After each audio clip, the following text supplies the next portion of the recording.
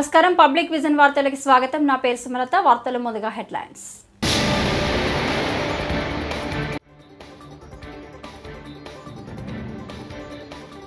పోసానిని గుంటూరుకు తరలించిన సిఐడి అధికారులు.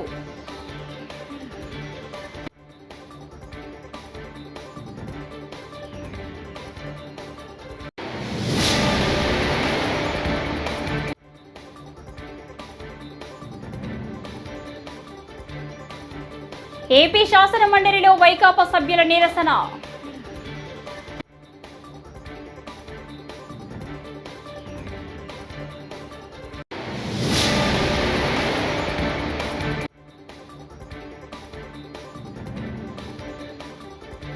ఇరవై శాతం కమిషన్ తప్ప కాంగ్రెస్ ప్రభుత్వానికి విజన్ లేదు కేటీఆర్.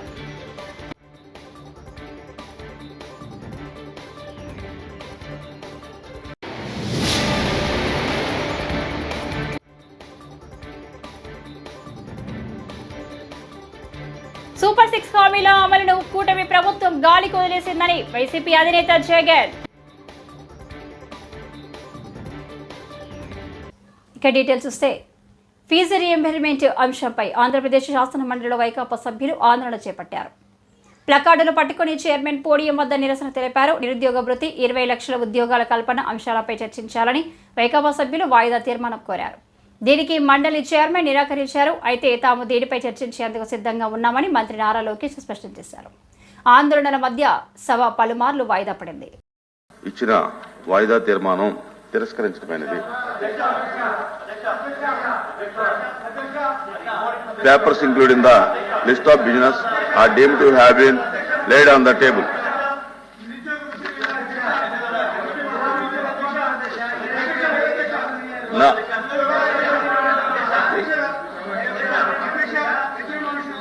అడ్జర్న్మెంట్ రిజెక్ట్ చేసిన తర్వాత no no no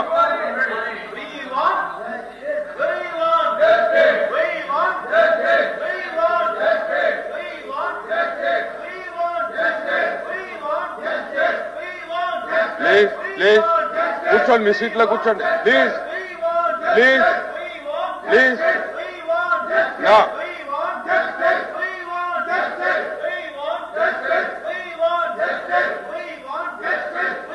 Question number 13678, Minister for Human Resources.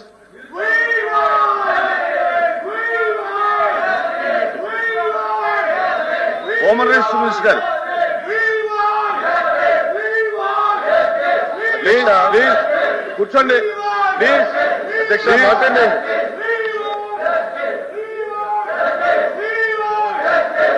Please. అధ్యక్ష, అన్ని విషయాలు ఈరోజు సాయంత్రం అధ్యక్ష ఈరోజు షార్ట్ డిస్కషన్ ఉంది.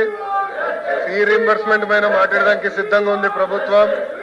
ఉద్యోగాలు, ఉపాధి కల్పన గురించి మాట్లాడడానికి సిద్ధంగా ఉంది. గత ప్రభుత్వం పెట్టిన 4500 కోట్ల బకాయిల గురించి కూడా మాట్లాడడానికి మేము రెడీగా ఉన్నాం అధ్యక్ష. అధ్యక్ష, వింత ఏంటంటే ఫీజు పోర్ అని పేరు పెట్టి తర్వాత ఫీజు పోర్ నుంచి యువత పోర్ అని పేరు మార్చుకుంటూ కూడా చాలా నవ్వుకుంటున్నారు అధ్యక్ష. బయట వాళ్ళకి దేనిపైన పోరాడుతున్నారు ముందర క్లారిటీ ఉంటే బాగుంటుంది అధ్యక్ష. కూర్చోవాలి.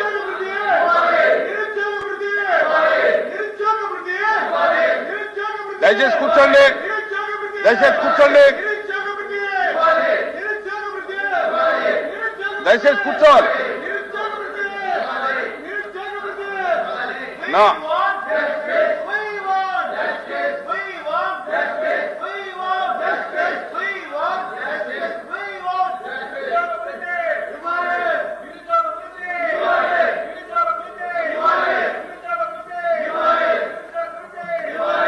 వైకాపా నేత సినీ నటుడు పోసాని కృష్ణమురళి దాఖలు చేసిన లంచ్ మోషన్ పిటిషన్ను ఏపీ హైకోర్టు కొట్టివేసింది. సిఐడి దాఖలు చేసిన పిటి వారెంట్ను కొట్టివేయాలని పోసాని దాఖలు చేసిన పిటిషన్పై ఉన్నత న్యాయస్థానంలో విచారణ జరిగింది. మరోవైపు కర్నూలు జిల్లా ఆదోనిలో నమోదైన కేసులో పోసానికి మంగళవారం మొదటి అదనపు junior civil judge court bail మంజూరు చేసింది. ఈ క్రమంలో గుంటూరు సిఐడి కోర్టుకు సిఐడి అధికారులు తరలించారు. నేడు గుంటూరు సిఐడి కోర్టులో పోసాలని ప్రవేశపెట్టనున్నారు.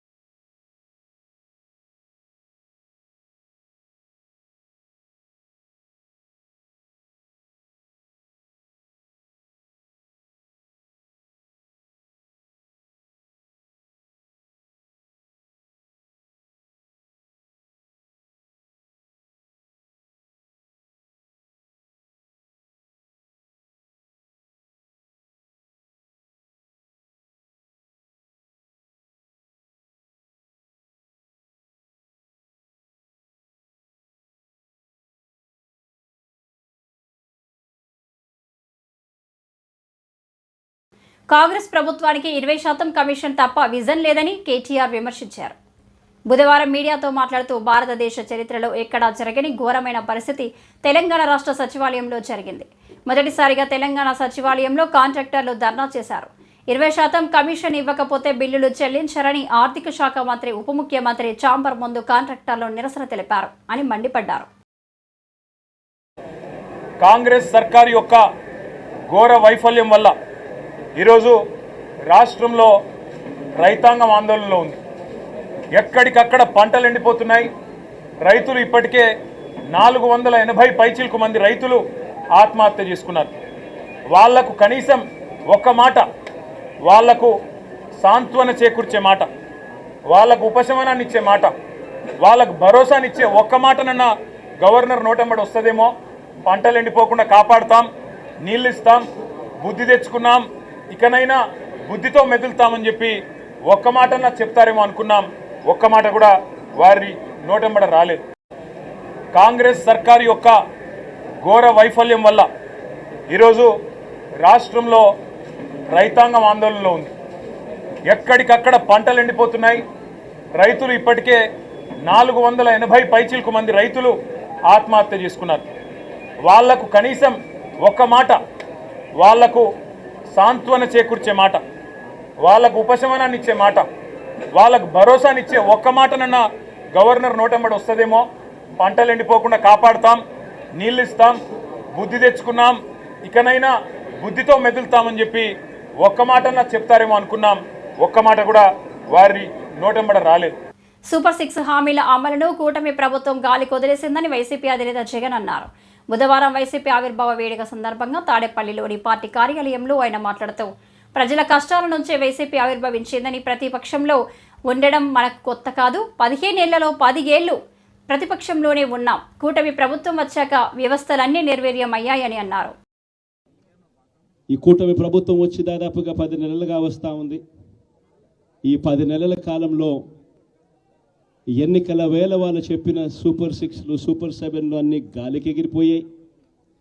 వ్యవస్థలన్నీ కూడా చదువులు కానీ, వైద్యం కానీ, గవర్నెన్స్ కానీ, వ్యవసాయం కానీ ఏది చూసుకున్నా కూడా వ్యవస్థలన్నీ కూడా నిర్వీర్యమైపోయిన పరిస్థితులు కనిపిస్తూ ఉన్నాయి.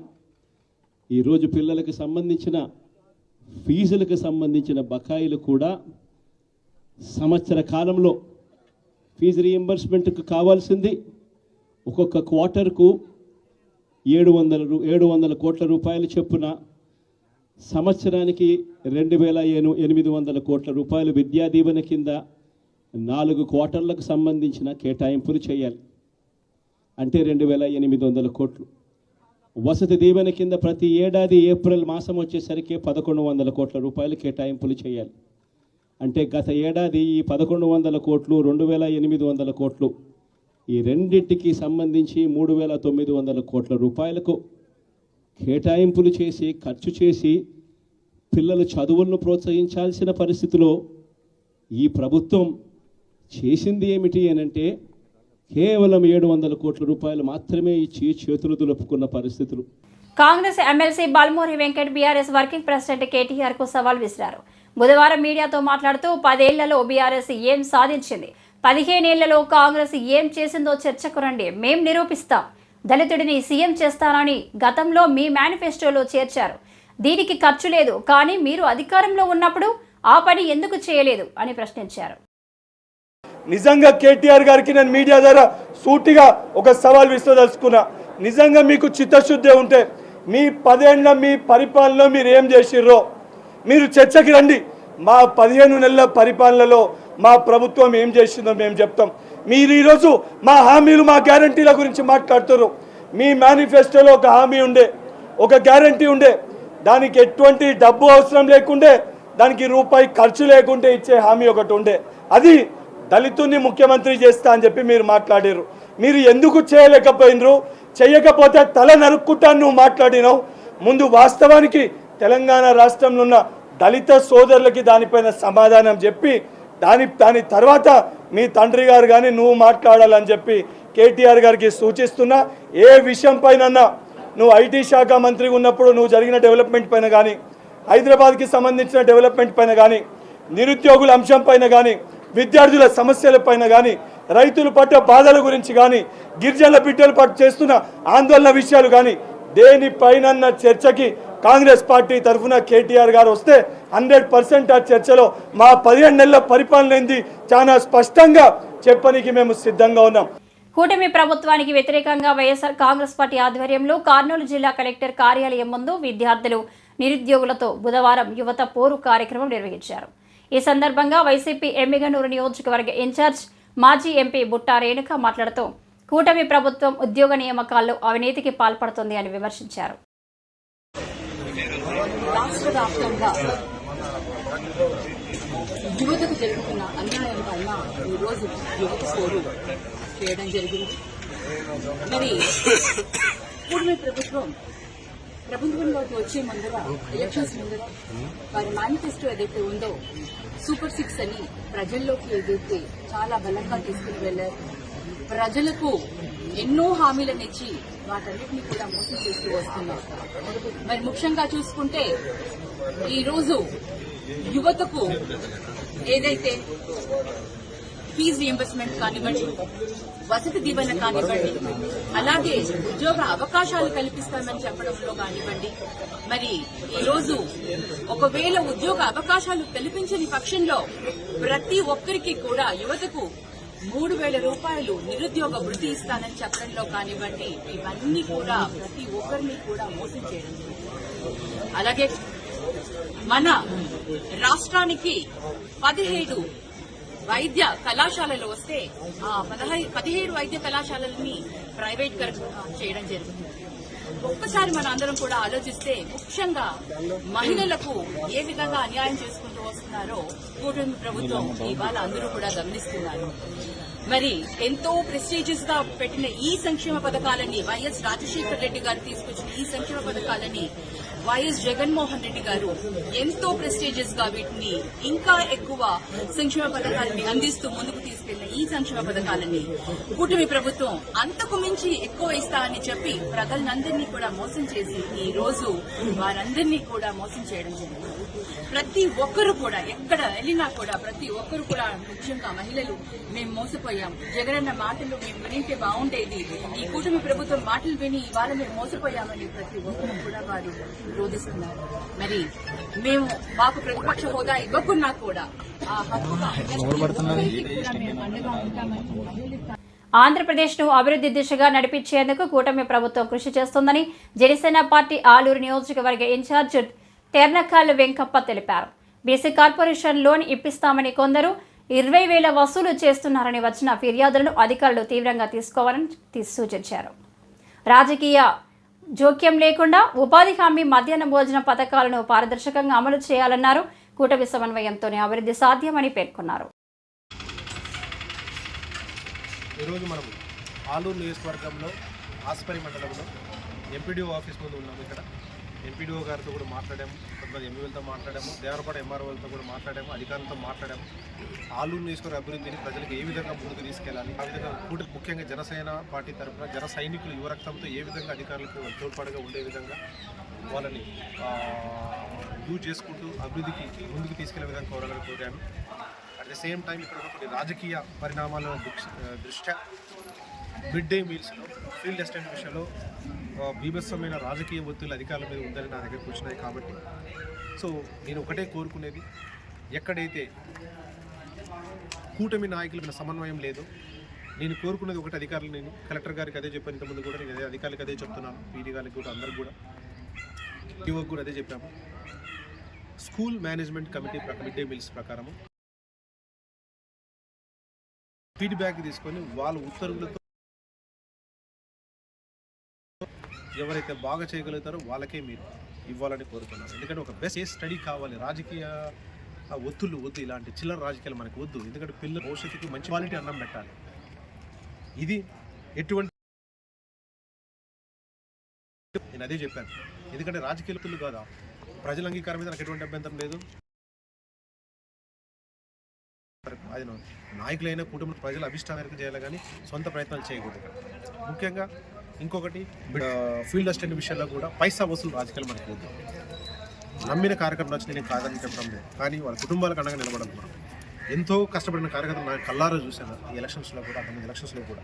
సో ఊరిలో గ్రామ సభను పెట్టేసి పలానా వ్యక్తి ఫీల్డ్ అసిస్టెంట్కి అర్హులు అనుకున్నప్పుడు ప్రజల మధ్యన జరిగే మీటింగ్లు కావాలా, కానీ ఇలాంటి చిల్లర రాజకీయాలు మనకు వద్దు. అలాంటి వారికి కూడా నేను అవసరమైతే నేను కలెక్టర్ గారితో నేను మళ్ళీ మాట్లాడతాను, పీడీ గారితో మాట్లాడతాను. ఎక్కడైతే మ్యూచువల్గా రాలేదో అది హోల్డ్ చేయండి, ప్రజలతో మనం గ్రామ సభల్లో నిర్ణయించుకునే విధంగా ముందుకు తీసుకెళ్ళి. ఎందుకంటే ఒక నియోజకవర్గంలో ఇలాంటి కొత్త కేస్ స్టడీ రావాలి, బెస్ట్ కేసు ఎగ్జాంపుల్స్ కావాలి తప్ప నుంచి ప్రతిదీ మాకు రాజకీయం వచ్చింది, మోసపోయిన రాజకీయాలు, ఫోన్లు చేస్తే రాజకీయాలు, లెటర్ ప్యాన్లు ఇస్తే రాజకీయాలు కాదు. ఎందుకంటే మనమేమి ఇక్కడ ఐఏఎస్లు పాస్ కాలేదు, గ్రూప్ 1లు సాధించలేదు, ఇక్కడ మనమేదో పెద్ద సీఎం డిప్యూటీ సీఎంలు కాలేదు ఇక్కడ. కాబట్టి ఒళ్ళు దగ్గర పెట్టుకొని నేనైనా మా జనసేన కార్యకర్తలైనా కూడా. నరసరావుపేట ఎమ్మెల్యే చదలవాడ అరవింద్ బాబుపై మాజీ ఎమ్మెల్యే గోపిరెడ్డి శ్రీనివాసరెడ్డి వ్యాఖ్యలను బుధవారం కూటమి నేతలు ఖండించారు. నరసరావుపేట తెలుగుదేశం పార్టీ కార్యాలయంలో పులిమి రామిరెడ్డి మాట్లాడుతూ గత 5 ఏళ్లు నరసరావుపేటను అవినీతిమయం చేసి కూటమి ఎమ్మెల్యే చదలవాడపై ఆరోపించడం నీచమని ఆయన అన్నారు. నరసరావుపేటలో గత 5 ఏళ్లు ప్రజల నరకయాతను అనుభవించారని తెలిపారు. అందరికీ నమస్కారం.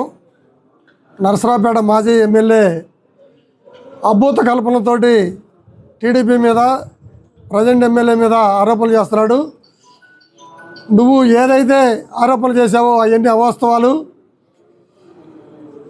నువ్వు నరసరావుపేటలో ఏది చేసినా అవినీతిమయం చేసింది నువ్వు.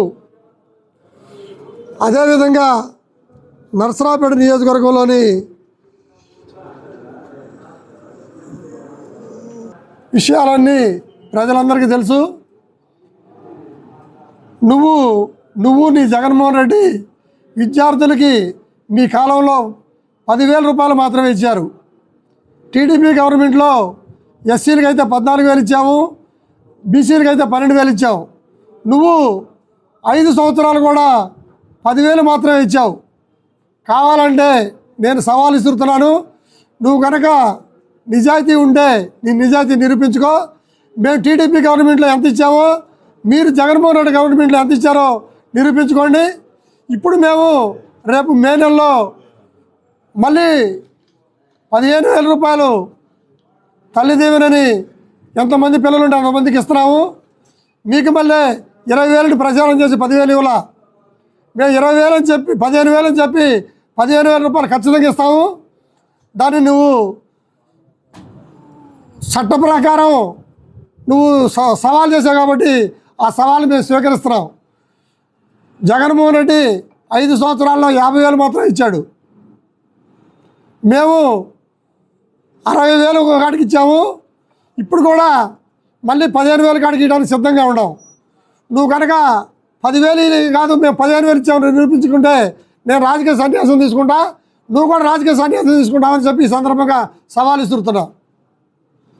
కూటమి ప్రభుత్వం అధికారంలోకి వచ్చిన ఈ 9 నెలల్లో రాజమండ్రి సిటీ నియోజకవర్గంలో 100 కోట్లతో అభివృద్ధి పనులు చేపట్టామని ఎమ్మెల్యే ఆదిరెడ్డి శ్రీనివాస్ చెప్పారు. స్థానిక 9వ డివిజన్లో 20 లక్షలతో చేపట్టిన సీసీ రోడ్డు నిర్మాణ పనులను మాజీ కార్పొరేటర్ కోసూరి చండి ప్రియతో కలిసి ప్రారంభించారు. ఈ సందర్భంగా ఆయన మాట్లాడుతూ నగర అభివృద్ధికి నిధులు కేటాయించాలని అసెంబ్లీలో కూడా అడుగుతున్నానని గుర్తు చేశారు. త్వరలో రివర్ ఫ్రంట్ పనులు ప్రారంభమవుతాయని, దీనికి సంబంధించి టెండర్, కాంట్రాక్టర్ ఫైనల్ అయ్యాయని, అసెంబ్లీ సమావేశాల తర్వాత పనులు మొదలవుతాయని తెలిపారు. నగరంలోని అన్ని పార్కులను పూర్తి స్థాయిలో అభివృద్ధి చేసి ఎక్కడికక్కడ ఆహ్లాదకరమైన వాతావరణం నెలకొనేలా చర్యలు తీసుకుంటున్నామని చెప్పారు. ఏదో ఒక పార్కు సుందరీకరణపై దృష్టి కేంద్రీకరించడం కాకుండా అన్ని చోట్ల ఉన్న పార్కులను సుందరీకరణ చేస్తున్నామని తెలిపారు.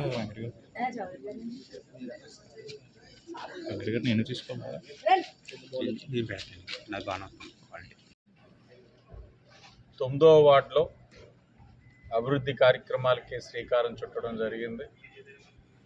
సుమారు 20 లక్షలు విలువ చేసే వర్క్ ఏదైతే రోడ్డుని నిర్మాణం చేసుకోవడం, దాన్ని ప్రారంభించుకోవడం జరుగుతుంది.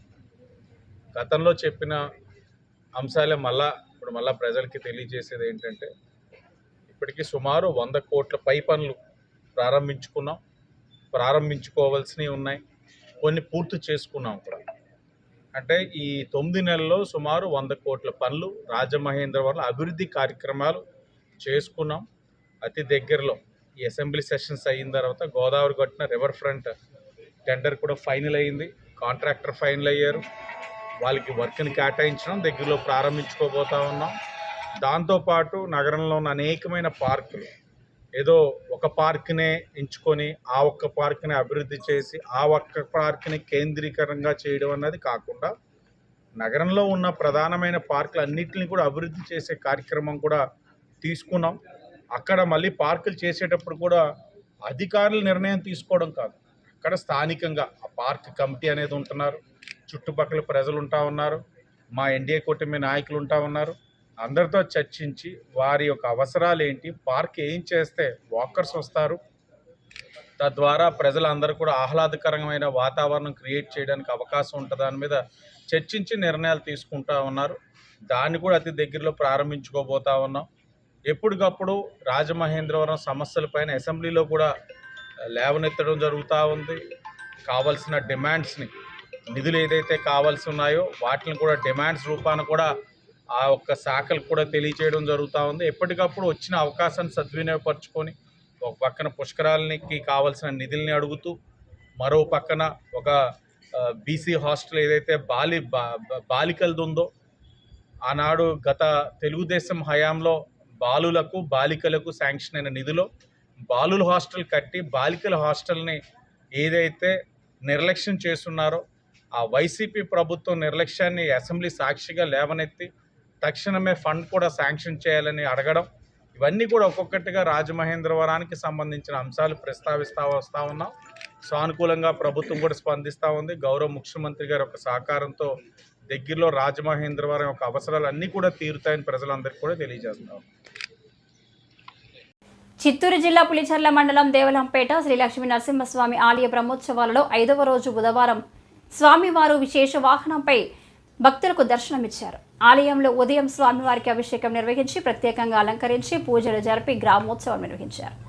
ఆలయ ప్రధాన అర్చకులు అనంత కుమారాచార్యులు, వేద పండితులు పూజా కార్యక్రమాలు నిర్వహించారు. ఉభయదారులుగా కల్లూరు ఆర్యవేశ సంఘం వారు వ్యవహరించారు. పెద్ద ఎత్తున భక్తులు స్వామివారిని దర్శించుకున్నారు.